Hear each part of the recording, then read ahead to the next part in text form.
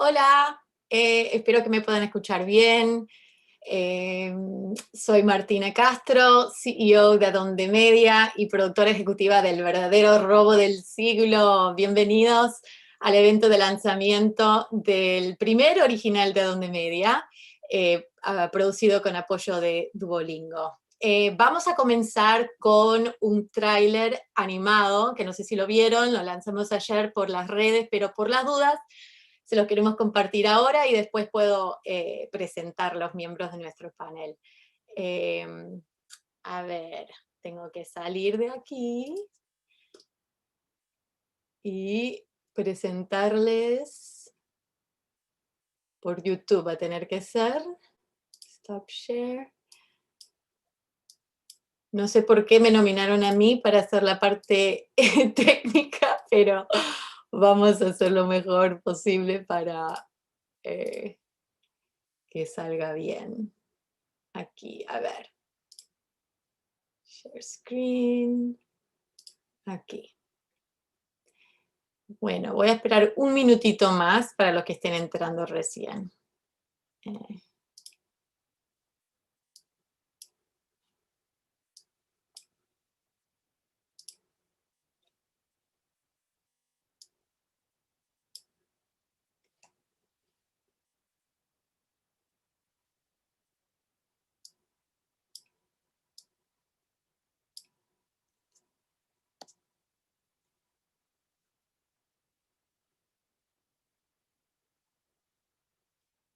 Ok, ahora sí. Me voy a poner en mudo. 3, 2, 1.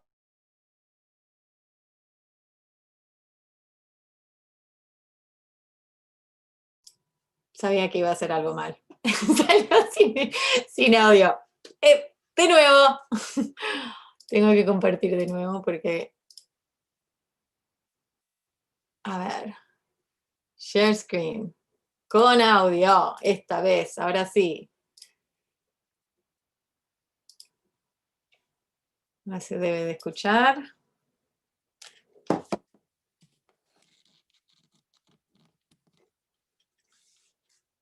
3, 2, 1. Historia que obtuvieron el título de Robo del Siglo.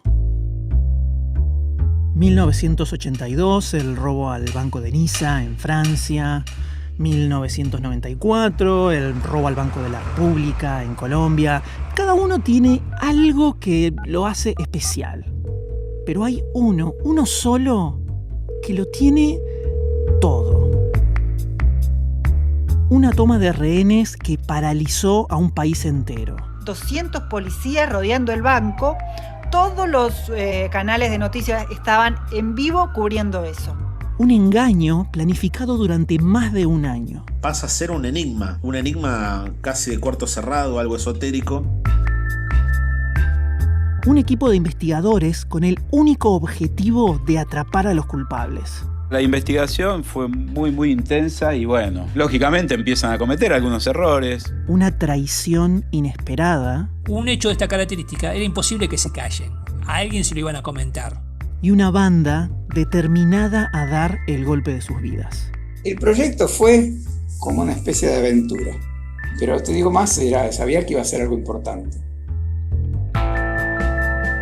Mi nombre es Mariano Payela y a lo largo de esta serie te voy a demostrar por qué el 13 de enero de 2006 en Argentina ocurrió el verdadero robo del siglo. La historia real de un plan casi perfecto. Una producción original de Adonde Media.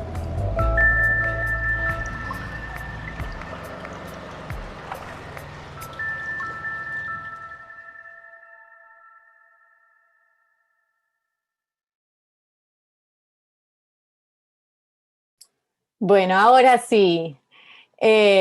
No. A ver, tengo que apagar el Google. Ahí.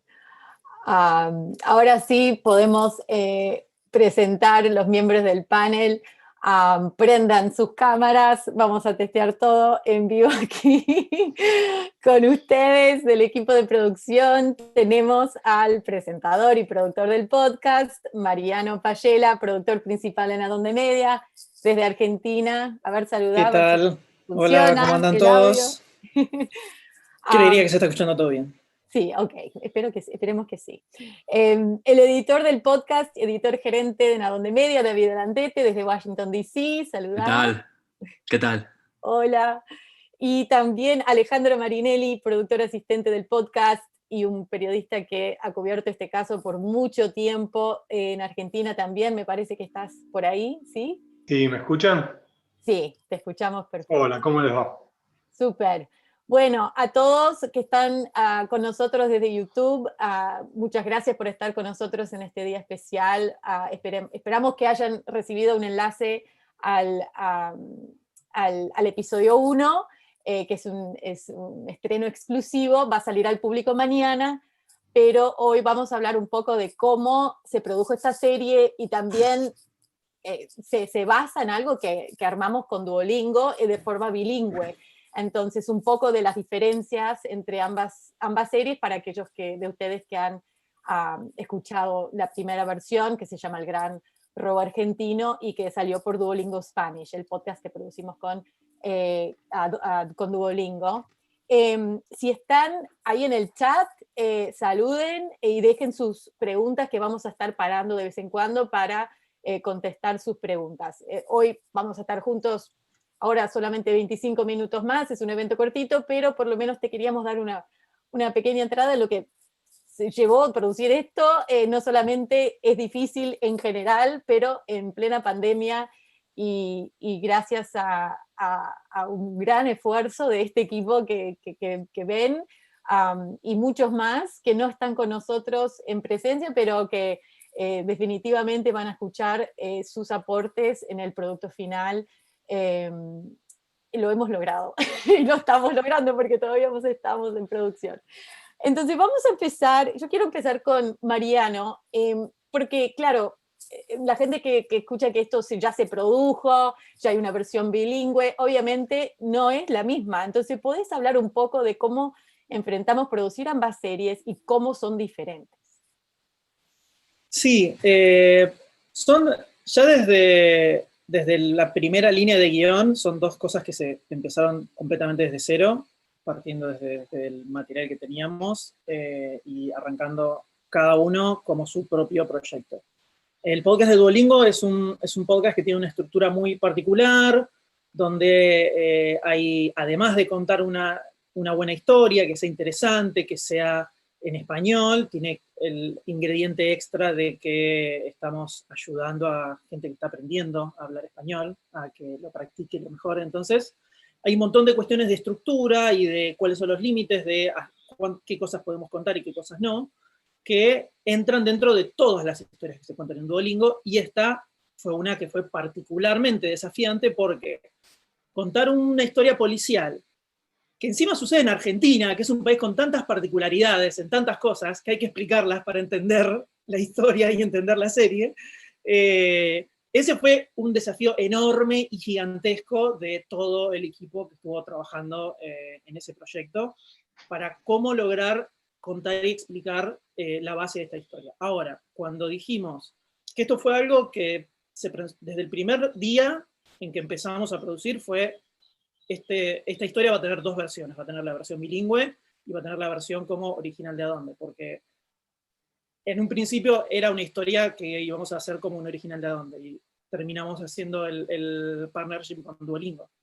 Entonces, la parte particular ahí fue que las primeras entrevistas, que son las que hicimos para el podcast de Duolingo, las hacíamos también pensando en que esto después va a ser una serie que vamos a producir nosotros. Entonces, era como que había que estar, que Ale estuvo muy metido en ese proceso, había que estar pensando, ok, ¿cuáles son las cosas que necesitamos sí o sí para la versión de Duolingo, pero cuáles son las cosas que queremos tener para la otra versión que no van a entrar acá?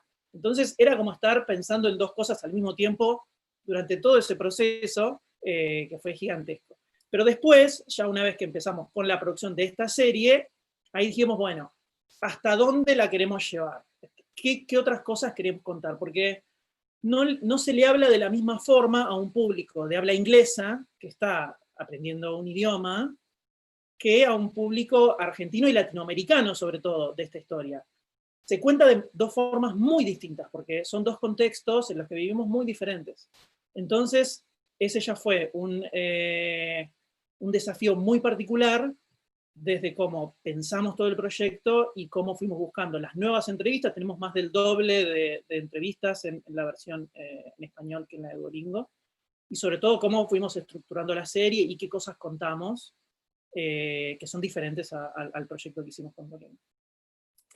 Y algunos detalles que quisieras compartir ahora para aquellos que todavía no están seguros, que quieren escuchar la serie totalmente de nuevo, o que piensan que, yo ya sé suficiente sobre este caso, ya van 15 años, no hay nada nuevo para contar. Ese fue el principal desafío de esta serie es qué vamos a contar de nuevo dentro de lo que ya se conoce. En Argentina, sobre todo, se conoce mucho, principalmente porque el año pasado se estrenó una película que tuvo un éxito muy grande. Entonces, una de nuestras guías principales fue, tenemos que contar todo lo que no se conoce detrás del caso. Y lo más increíble es que haciendo todas las entrevistas y hablando con toda la gente con la que hablamos, descubrimos que hay un montón de cosas que no se conocían sobre el caso, que son súper interesantes y que lo convierten más en una historia más increíble todavía. Ese creo que es uno de los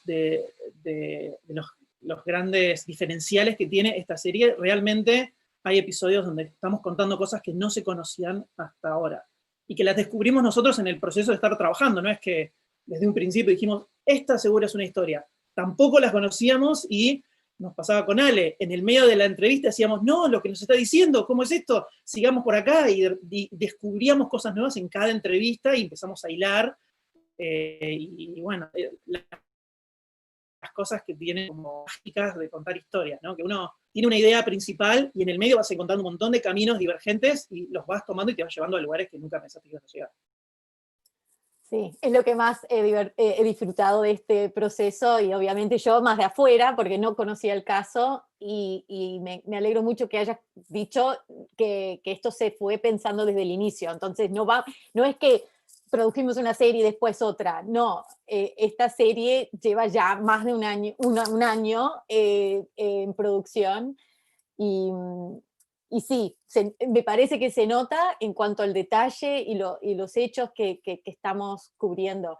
Quería pasar a David, porque me encantaría hablar un poco del desafío de editar esta estructura, este tipo, de este género de podcast, porque para todos fue la primera vez que produjimos algo serializado para Duolingo, y después nuevamente ahora para El verdadero robo del siglo. No sé si quisieras comentar un poco sobre el desafío de editar esta serie. Sí, la verdad es que desde el principio lo que nosotros queríamos era tener, tanto en la versión bilingüe en el principio, pero con esta otra serie que teníamos, digamos, la semilla ya puesta desde el principio gracias a Mariano, era hacer algo con los más elevados estándares periodísticos, ¿no? Es decir, algo que cubriera, digamos, el hecho en sí mismo y que desmontara mitos desde el principio, que yo creo que eso es algo que hace Mariano muy bien a lo largo de toda la serie, que es, y yo tengo que decirlo, este es un robo, digamos que es una saga que tiene unas ramificaciones importantísimas desde el punto de vista periodístico y sociológico, no solo por ser un robo que se cumple a la perfección según los deseos de los ladrones, sino que además tiene unas implicaciones sociológicas en la Argentina de 2006, después del 2001, de las revueltas, algo que explica también muy bien Mariano y los expertos, que es el tema de la maldita policía.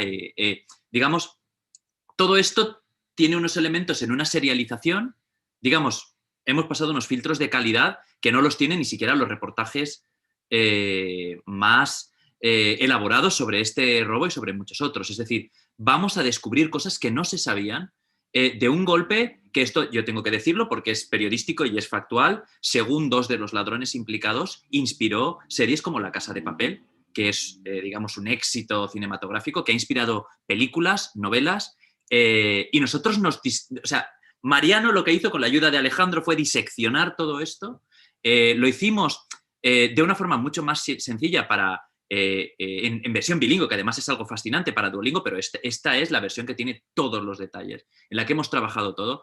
Y el principal desafío, por responder a tu pregunta, Martina, fue cómo mantener la tensión periodística desde el principio hasta el final, con todo este fact-checking constante y ser constantes y coherentes. O sea, son 6 entregas de más de 40 minutos cada una, ¿no? Entonces, o sea, hay que ser constante, hay que leer todo desde el principio hasta el final. No te voy a decir que hemos hecho, porque tú lo sabes, una edición paralela de los episodios, pero casi los hemos tenido que ir volviendo uno atrás de otro para que esto sea, digamos, la cuenta definitiva del robo del siglo, no hay más. Esto es decir, esta es lo que modestamente como editor me gustaría es que la gente vuelva y diga que aquí se ha contado todo. Y de hecho, Mariano, yo no voy a desvelar ninguna sorpresa, pero ha descubierto cosas tecnológicas y que no se saben y que no han estado en las películas ni en las series, que yo creo que van a sorprender a muchísima gente, porque a mí, que todavía cuando los escucho, que lo he estado editando, me dejan sorprendido, ¿no? ¿Cómo lograron hacer esto, ¿no? Y voy a decirlo, esto es mi opinión, no tiene nada que envidiar La Casa de Papel, la ficción, a lo que pasó en este robo, porque es tremendo, ¿eh? Sí, no se puede ni creer. Algunas cosas realmente son de película. Y bueno, por eso existe en versión ficticia, pero los hechos reales siguen impresionando. Quiero volver al hecho porque, Alejandro, vos has sido nuestro secret weapon en este equipo y desde el inicio con la serie para Duolingo y ahora El verdadero robo. ¿Podés hablar un poco para aquellos que estén escuchando desde afuera de Argentina? ¿Qué significa este caso, este robo allá? ¿Y cómo puede ser que 15 años después sigamos hablando de esto? ¿Por qué? ¿Por qué atrapa a la gente tanto? Ya, a mí me parece que sin temor a equivocarnos es probablemente el hecho criminal más singular de la historia argentina. Todos cruzan, la historia criminal argentina es súper vasta, tiene grandes personajes que quizás serán motivo de otras series. Pero me parece que lo que se cruza en el robo del siglo es como muchísimas particularidades que tienen que ver con genialidades, con grandes actuaciones, con sorpresa, con premeditación, con planificación, con enormes relatos, con enormes personajes, cada uno de ellos, con mucho giro inesperado. Entonces eso hace que la dinámica, bueno, no quiero adelantar para quienes lo vayan a escuchar, pero todo el tiempo está cambiando. Todo el tiempo estás pensando que entendés lo que está sucediendo y después no es eso. Eso es muy rico en un relato, no pasan todos los hechos delictivos. Y hay algo que para mí nos generó la decisión de ir en este gran plan de ir por una serie en formato podcast, que fue a todo esto que ya existía, redescubrirle nuevas historias. Ayer hablábamos con Mariano de que hay un montón de cosas nuevas que estuvieron vinculadas al caso. Para nosotros fue un desafío mayor porque somos los argentinos en esta pata, entonces teníamos que sentarnos a charlar en una mesa muy charlada. Entonces había que sentarse con otros argumentos y nos obligó en esta locura que yo voy como sintiendo que lo fuimos convenciendo a todos y nos fuimos convenciendo a todos que esta era la historia que teníamos que contar para salir por primera vez con una serie. El día que nosotros siempre decimos con Mariano que el día que sentimos que David se había convencido que esta era la historia que iba a contar fue nuestro primer gran triunfo, porque traerlos, convencerlos a todos a esto era como, y sentirlo además, ¿no? Que él nos empezaba a preguntar y nos empezaba a levantar la vara con cuestiones periodísticas. Che, esto lo tenemos, y nosotros tener que salir a ver los expedientes, porque es un poco lo que dice él, para nosotros esta historia es una historia que la escuchamos muchas veces, pero había que imprimirle algo desde el rigor periodístico. Había que salir a investigar como si fuera la primera vez y no quedarnos y recostarnos en lo que en lo que ya había, sino tratar de encontrar las singularidades que le íbamos a contar a la gente de este relato para que en Argentina alguien la pueda escuchar como si fuera la primera vez. Eso para nosotros fue súper interesante y era contemos a quienes nos están escuchando que teníamos reuniones semanales donde nosotros traíamos lo que habíamos producido en esa semana y nos encontramos con David que nos decía, bueno, perfecto, esto está bien, pero necesitamos más. Y había que salir esa semana y era un buen desafío porque sabíamos que nos mejoraba. Chicos, esto, y a veces era, uff, bueno, vamos y a la semana siguiente.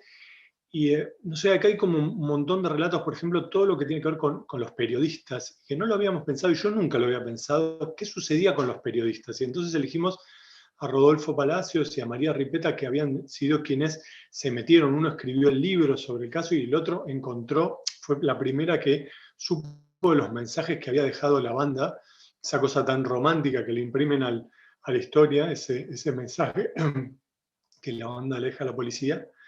Entonces dijimos, bueno, ¿qué les pasó a ellos? Y ellos son parte de un capítulo. Y es interesantísimo. El otro día decíamos con Mariano, la verdad es que nos fue sucediendo a medida que lo trabajábamos, ¿no? Me acuerdo con David también, bueno, ¿y María qué es lo que tiene para agregar?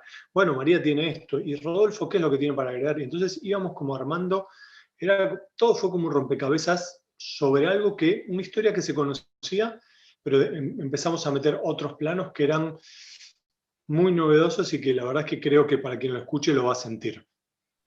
Sí, además me parece que se trata no solamente de representar las diferentes perspectivas de este mismo hecho y que no se ponen de acuerdo tampoco, no es como que, sí, estamos todos de acuerdo en qué pasó, no, tienen como versiones distintas, pero también que no es un listado de hechos, ¿no? Hay algún juego para cada protagonista, que le decimos protagonistas además, ¿no? No sé si querías comentar sobre eso, sí. Si quieren los chicos, yo que me agarraron con el envión, pero yo creo que lo que es interesantísimo del trabajo que terminaron haciendo Mariano y David fue que alguien va encontrando, a medida que va escuchando, va encontrando su propia opinión incluso de lo que sucedió, porque están todas las voces, decidimos ponerlas todas, en todo caso que quien escuche haga su propia valoración. Hay muchos contrapuntos, hay muchas diferencias, el relato de los ladrones en algún momento entra en colisión con el de la policía, y con el de los fiscales y con el de las víctimas. Entonces, nos pareció que no había que armar un relato único, sino una coralidad, y que cada uno entienda cómo determine cuál va a ser la historia que va a comprar. Exactamente. Bueno, les recuerdo que pueden hacer sus preguntas en el chat. Ya tenemos una de Floriborra, ya conozco ese nombre. Pregunta, viendo que la comunidad latina no es fan de los podcasts del género True Crime, me parece súper arriesgado que Adonde Media decida lanzar un podcast original sobre un caso como el robo del Banco Río. Piensan que las audiencias hispanohablantes quieren conocer miradas latinas sobre el género. No sé quién quiere contestar. Mariano, ¿por qué no lo tomamos? Yo puedo contestar. No sé si la comunidad latina no es fan del género True Crime. Voy a empezar por ahí. Tal vez no hay una enorme cantidad de podcasts dentro de ese género, pero no sé si no son fans. Sí es real que en América Latina, o al menos por Argentina puedo hablar, los temas policiales se cuentan de una manera muy diferente a como se cuentan en lo que vemos, por ejemplo, en las películas de Hollywood. Son sociedades diferentes, entonces son historias a las que se entra de un lugar distinto. Esta historia, la particularidad que tiene es que nosotros vamos más allá del hecho policial en sí. Es que como que en realidad el robo y el hecho policial es una excusa con la cual nosotros contamos otras cosas y contamos otras historias que fueron muy impactadas por eso. Entonces, ahí es donde se empiezan a cruzar las dos narrativas, donde tenés el arco grande que es un hecho policial y hay policías y hay ladrones y hay periodistas que cubren el caso a lo largo de toda la serie, pero cuando te metes adentro, lo que hay son personajes. Hay personas que se vieron impactadas por esto en esos tres lugares y que lo experimentaron de una manera diferente. Y ahí es a donde vamos nosotros. Nosotros vamos no queremos tener voces que nos digan información, no. Es tener personajes que realmente los llegues a conocer, con los que empatices y con los que no empatices, porque hay de todo, y que tu pregunta sea, ¿cómo terminó resolviendo este problema esta persona? En todos estos aspectos. Yo creo que es una historia que te lleva mucho por ese lado, y que el hecho de que sea un policial es una excusa para poder contar todas esas cosas. Sí, quiero enfatizar también que en el Latino Podcast Listener Report, donde participamos nosotros, financiamos a Donde Media con otros cofinanciadores y copatrocinadores, sí salió esto de que el true crime, súper bajito para los hablantes nativos de español. No estaba entre los primeros, en los rankings, entre los primeros como géneros más escuchados, y para Donde Media era como un desafío, porque no era, no les gusta, no tienen suficiente. Esa era nuestra hipótesis. No hay suficientes true crime producidos en español con el nivel de producción de un serial o de lo que intentamos hacer con El Verdadero Robo. Entonces, esa es mi aporte a esa pregunta. Tenemos algunas preguntitas más que me parece que la podemos responder de forma rápida. El primer testimonio de Lorena, viene esta pregunta, Lorena Ignacia Huerta Segura. El primer testimonio dicen que no es su voz real, la hizo un actor, sí, contratamos un actor que aparentemente es súper famoso en Argentina, o medianamente famoso. Luis Siembrowski es el actor que hace la voz de ese personaje. Imagino que muchos argentinos lo van a conocer. Sí, Luis, además acaban de candidatear la película de él al Oscar por Argentina, Los Sonámbulos, sí. Buenísimo. No, para mí, Carlos González es la voz de Luis. Entonces, yo ya lo tengo en la cabeza. María Santoja pregunta, ¿qué supone para Donde Media dar el salto a una producción de esta dimensión? ¿Por qué crees que ahora es el momento?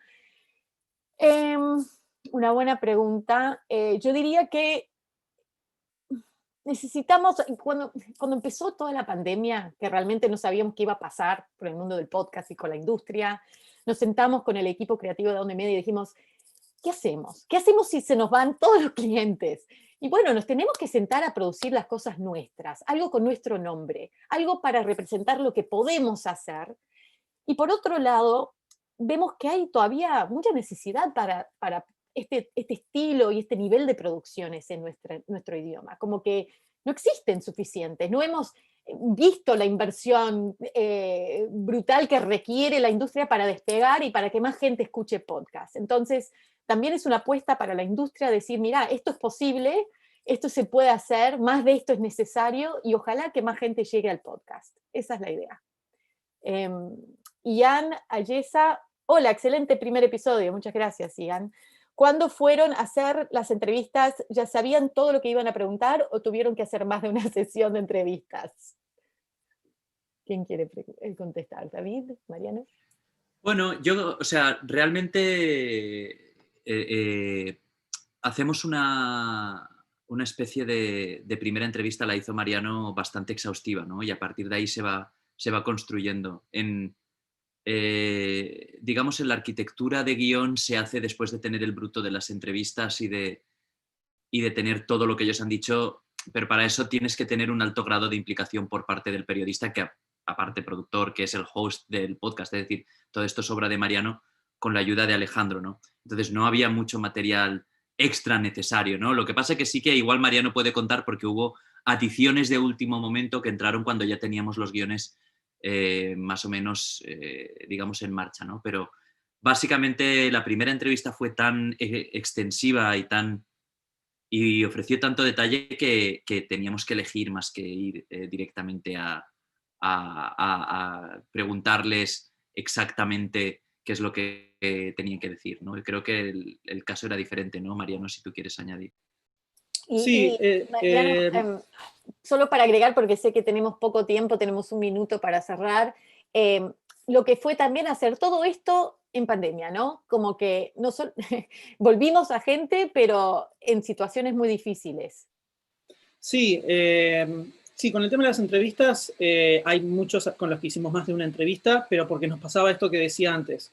Estábamos en el medio de la entrevista y de pronto nos damos cuenta que había muchísimo más de lo que pensábamos y no nos alcanzaba con 2 horas, que ya es una entrevista larga, y coordinamos para otras 2 horas. Hubo varias personas con las que hemos hablado 4 o 5 horas en total.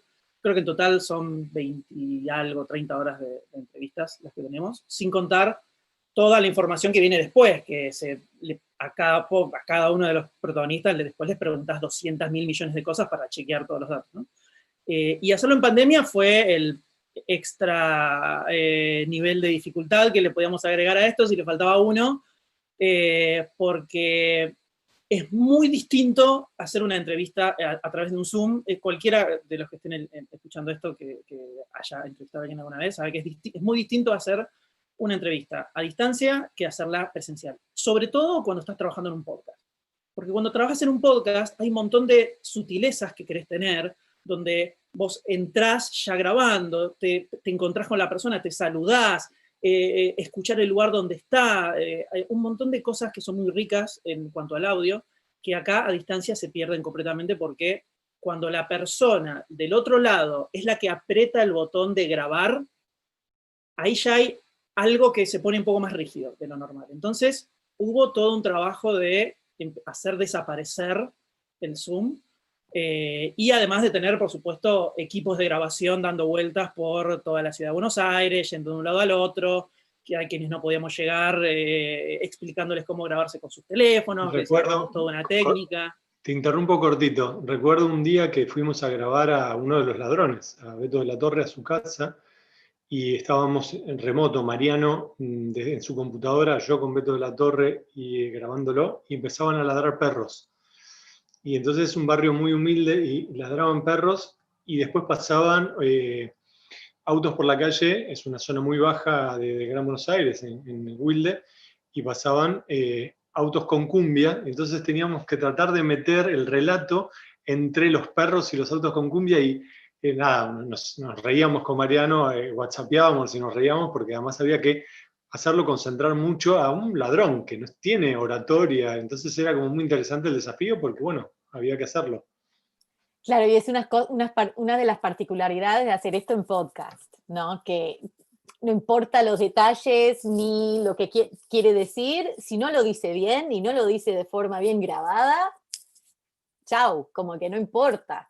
Entonces, sí, quiero agradecer tanto esa paciencia, ese trabajo, porque sé que costó.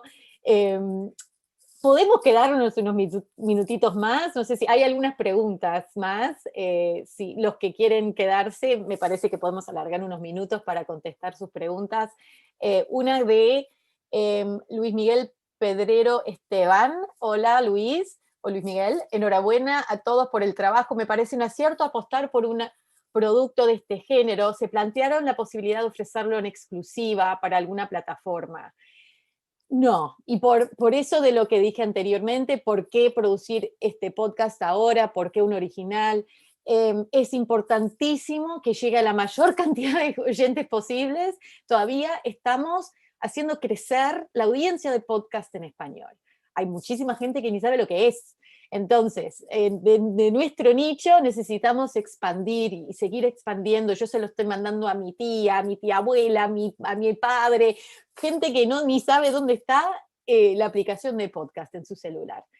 En esa etapa estamos. Entonces, no solo tenemos que producir productos de este nivel y de esta calidad y de esta investigación, porque otro comentario más, alguien preguntó si era de ficción, y yo, no.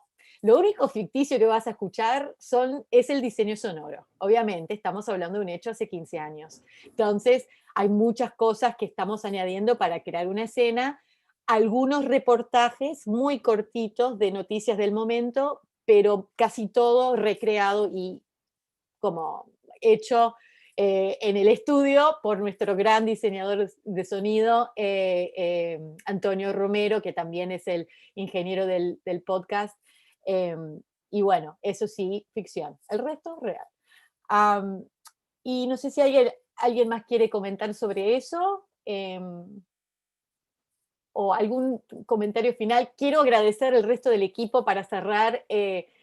Tali Goldman, que investigó y hizo los reportajes iniciales para el podcast, Andy Fechtenholz, que está ayudando con la mezcla, Martín Jossard, también del equipo de Donde Media, ayudando con las mezclas, y obviamente Antonio Romero, que ellos no están con nosotros ahora, pero obviamente van a escuchar su gran trabajo en la serie. Y agregó Nicolás Payela, que hizo toda la música original. Che, es un podcast. Favor, toda sí. Esta serie tiene música original, como para agregarle un extra de dificultad más, porque ¿para qué nos vamos a simplificar la vida si total estamos en pandemia? Toda la serie tiene música original compuesta por Nicolás. Nicolás, muchísimas gracias. Yo sí, todos mis comentarios son wow, wow, wow, puntos de exclamación. Entonces sí, ha sido un proyecto súper ambicioso. Esperamos que todos aprecien el resultado final y el producto final. Sigan escuchando, vamos a estar lanzando episodios mañana oficialmente, el episodio 1, y cada miércoles por 6 episodios y uno bonus especial. Pero bueno, muchísimas gracias por estar con nosotros. Lo queremos mantener cortito porque sé que el Zoom es algo que ya ha invadido todas nuestras vidas. Entonces, gracias por estar con nosotros y los dejo a los panelistas que saluden y gracias a ustedes por estar también. Chao a todos, muchas gracias por sumarse y ojalá disfruten. Chao de la a serie. todos, muchas gracias.